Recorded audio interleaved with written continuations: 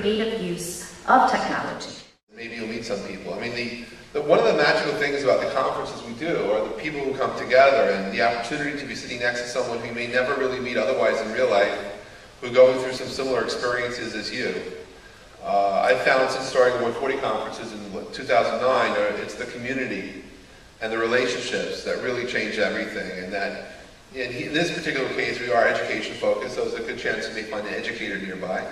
But they may be teaching stuff which you don't teach or doing things you don't do. And it's that synergistic and that serendipity of connecting with people, which is why I do these conferences. You might think that we're slightly crazy having a conference where the average price that people pay is $1.40. Because the one who sponsors this is sort of me. But I believe very much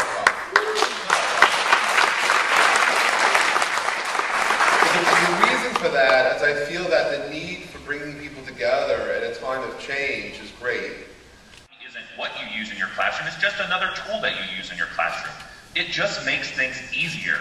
And because I'm connected, I'm able to connect with people. So hi, and welcome. All right, I kind of messed up my introduction. So where were we? That's right. Last year we were talking a little bit about changing the world.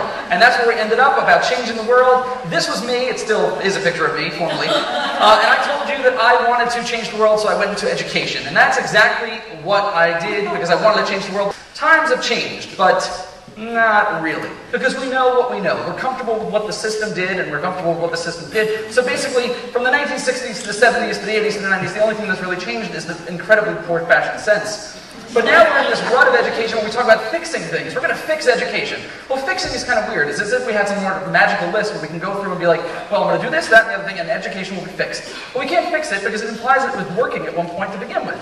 What time do you want to go back to where it was actually working perfectly for us, right? Down memory lane, and this is educational technology in the works. Their dreams were dying in Independence, Missouri. That's right. Here, taking the trail to Oregon. I reckon we ought to do the same. The Oregon Trail? We'll cure the boredom. We might learn a thing or two.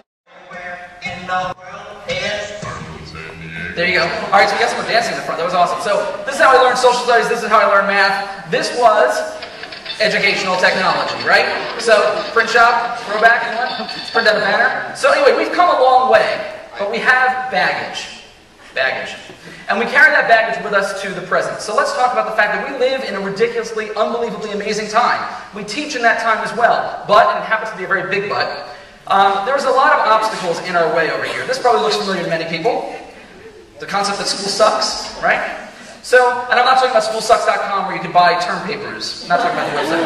I'm talking about the fact that kids walk around saying school sucks. And if you have a middle school or high school student, sometimes they elaborate and add stuff in the middle. But we act like kids when we hear this. We act like kids. We get either shocked, oh my God, they're talking about our profession, or we get upset because they're talking about our profession, or we get pissed because they're talking about our profession. And well, why does school suck? Well, ask the kids. Because that means that there's 4,333 classrooms at 30 kids apiece that are dropping out of school. Or over 100 kids in this presentation. This whole concept of a personal learning network sort of is shifting the focus on how professional development is structured, where now it's totally reliant upon you. The next thing that we have to understand is that it's a very difficult time to be a teacher. When the President of the United States has to warn us that laying off teachers is a bad idea, maybe we should be concerned. And that we are living through a time of change, and that, you know, you always have to talk about changes of methods in teaching, but we're seeing the 40-something years after the internet's been introduced, we're now seeing how it touches the unintended consequences in education, and how that's touching other people's lives. And the one thing which I've become a fan of is something which I call digital breadcrumbs.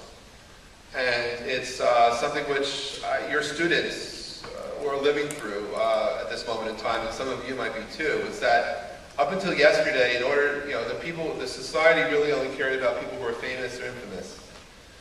Not that no one else mattered, but that's what society focused on.